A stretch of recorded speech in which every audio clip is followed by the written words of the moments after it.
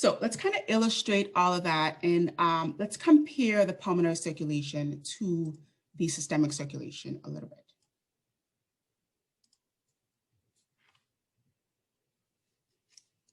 Okay, so let's start off here, and this is kind of new for me again. I haven't done this in a while, so bear with me as I navigate drawing here. Okay, so we'll start off with kind of an overview here. We've got the heart. And I always draw the heart like this to just represent it schematically, but we know that the heart doesn't look like this. Just bear that in mind. We've got our 4 chambers: left atrium, left ventricle, right atrium, right ventricle. Okay. We've got our communication here. So from the left ventricle, we've got our largest branch of the vessel, or branch of the vasculature, excuse me, leaving the left ventricle, making its way out to our systemic circulation. It's going to encounter the capillary beds, where we're going to have exchange of nutrients and oxygen. Then we're going to get into venules, which are our smallest veins, all the way back to the right atrium. From the right atrium, we go down to the right ventricle, and then we leave the right ventricle once again. Remember, this is deoxygenated blood. We go all the way out to the lungs. This is the pulmonary artery at this point. We reoxygenate that blood via the lungs here. Okay, and then that goes back to the right atrium, excuse me, the left atrium. All right, via our pulmonary veins. And so let's kind of just delineate what's oxygenated and what is deoxygenated here. So when it leaves the lungs, it's oxygenated.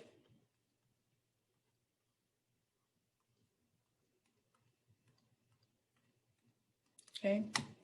And then as it gets back to the heart and back to the lungs, it's going to be deoxygenated.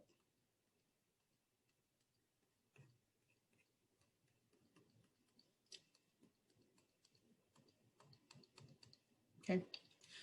Now let's kind of label out our vessels here as well.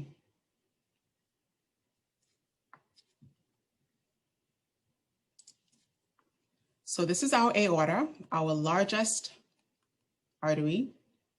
This is our vena cava, our largest vein. Here we've got pulmonary veins.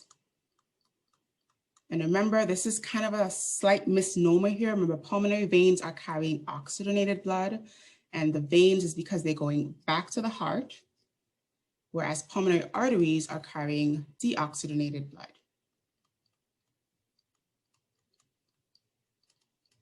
Okay, let's talk about our pressures in these various systems. So we mentioned that in the aorta, the value that we look at here is the mean arterial pressure. That's going to be the average pressure in our aorta through the entire cardiac cycle. That value is usually around 85 millimeters of mercury. So a really high pressure value here, 85 millimeters of mercury. Our vena cava now, we look at, does anyone remember the value that I mentioned earlier? Anyone remember the value for the vena cava? What value we looked at to determine the pressure in this vessel? So it's not 0, but what did we call that value, that measurement? So this was the central venous pressure, right?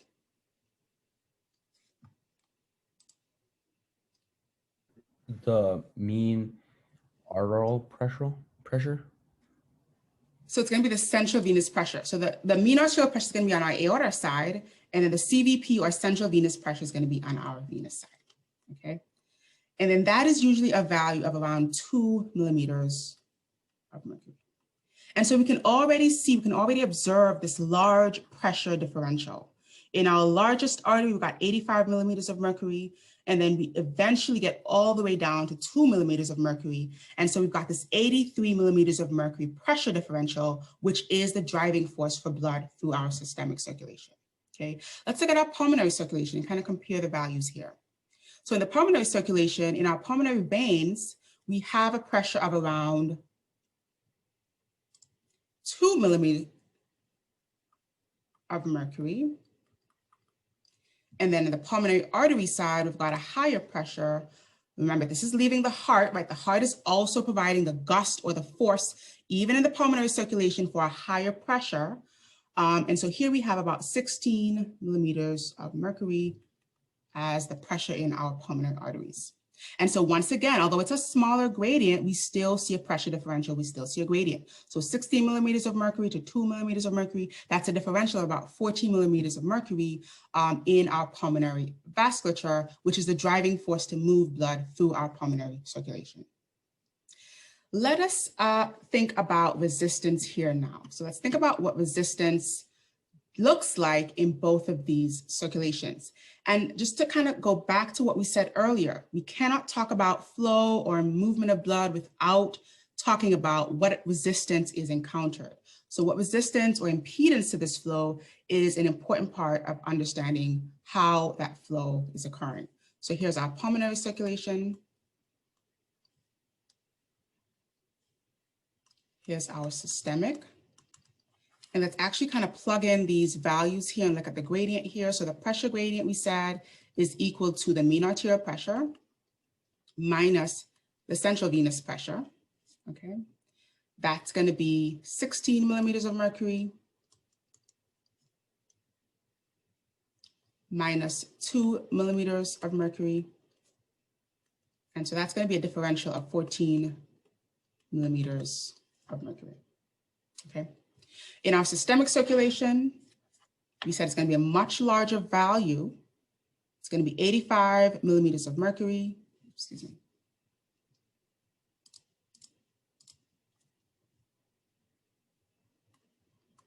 So 85 millimeters of mercury minus 2 millimeters of mercury, and that gives us 83 millimeters of mercury.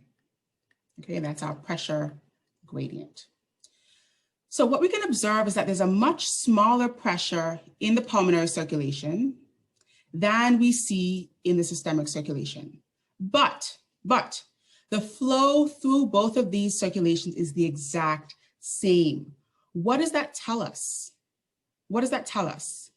If we have a high pressure gradient in the systemic circulation and a lower pressure gradient in the pulmonary circulation, but somehow the flow, the rate of movement of blood through both of these systems ends up being the same, what variable differs between these two circulatory systems? Would it be like the length of the systems? Excellent. So the length is going to be one variable, yes, but another more important variable that the length will determine. Resistance. Excellent, thank you. Resistance. So the length is going to create additional resistance. So, but resistance is what is going to differ between these two circulations. And so let's make a note at the bottom here that bulk flow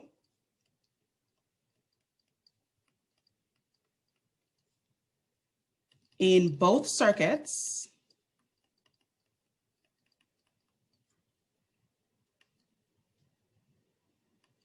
is the exact same, it's equal. Okay, and this is due to the varying resistance in both of these circuits. So which of these circuits do we think has higher resistance?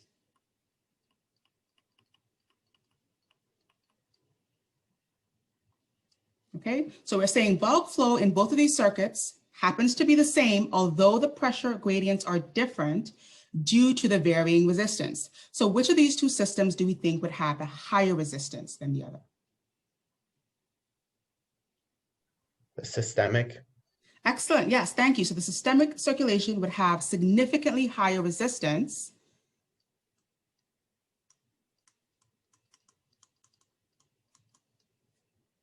to equate bulk flow to what's happening in the pulmonary circulation.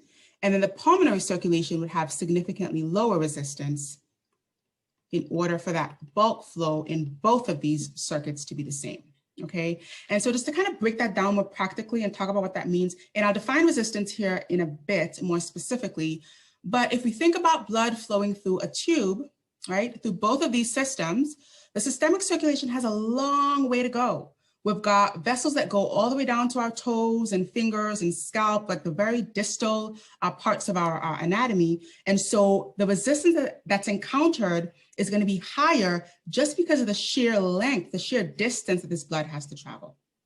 Okay, so we've got a higher pressure really to overcome this higher resistance. In the pulmonary circulation, we don't need this much resistance. Excuse me, we don't need this much of a pressure gradient because we have less resistance. We've got a shorter distance to go. Remember, we're only going from right ventricle into the lungs, back into the left atrium. And so a shorter distance in terms of the length that these vessels are traveling. And so we don't have that much resistance. And so in order to equate to the same flow that we see in the systemic circulation, we don't need a very high pressure gradient. We can have a smaller pressure gradient and still have the same flow because we have less resistance. Okay, let's define resistance here at the bottom. We've got space, that is. Okay, there we go. So resistance is